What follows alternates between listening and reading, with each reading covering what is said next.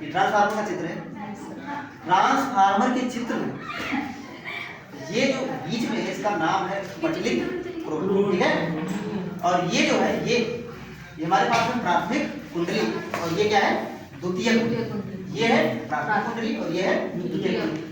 अगर यहाँ देखोगे तो ये जो कुंडली है ये इसकी संख्या क्या है कम है, लेकिन इसकी संख्या क्या है ज्यादा है।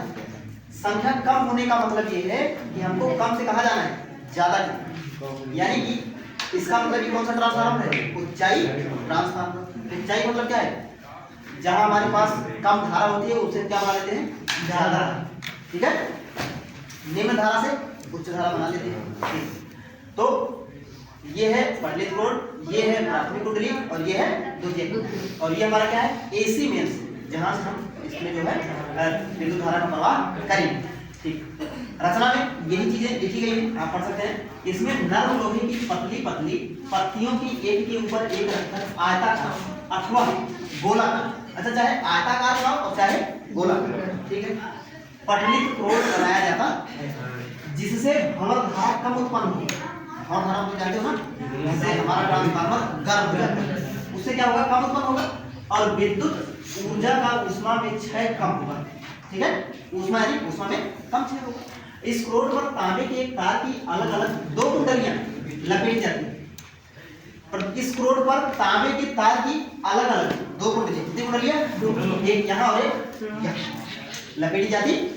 इसकी कार्यविधि क्या है, कैसे काम करता है, तो प्राथमिक कुंडली में एसी मेंस को जोड़ दिया जाता है। प्राथमिक कुंडली में एसी मेंस को जोड़ दिया जाता है। जब कहते हैं कि प्राथमिक कुंडली में प्रत्यावर्ती धारा प्रवाहित होती है, प्राथमिक कुंडली में प्रत्यावर्ती धारा प्रवाहित होती है, तो द्वितीयक कुंडली से बद्ध चुंबकीय फ्लक्स के मान में परिवर्तन के कारण, अच्छा इसके कारण क्या होता है प्रेरित विद्युत वाहक बल उत्पन्न हो जाता है।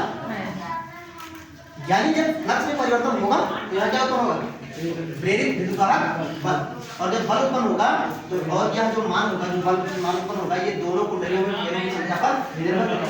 यहाँ पर कम तो यहाँ पर ज्यादा, यहाँ पर कम यहाँ पर ज्यादा, बस हो गया। और ट्रांसफार्मर की दक्षता का सूत्र क्या है मीटा बराबर निर्गत शक्ति जितनी निकलेगी और बटे निवेशित शक्ति, और ऐसा करने के हमारे पास क्या आ जाएगा इसकी दक्षता, यानी कितना ये बढ़िया से काम कर पाए Vs into Is बटा Vp into Is।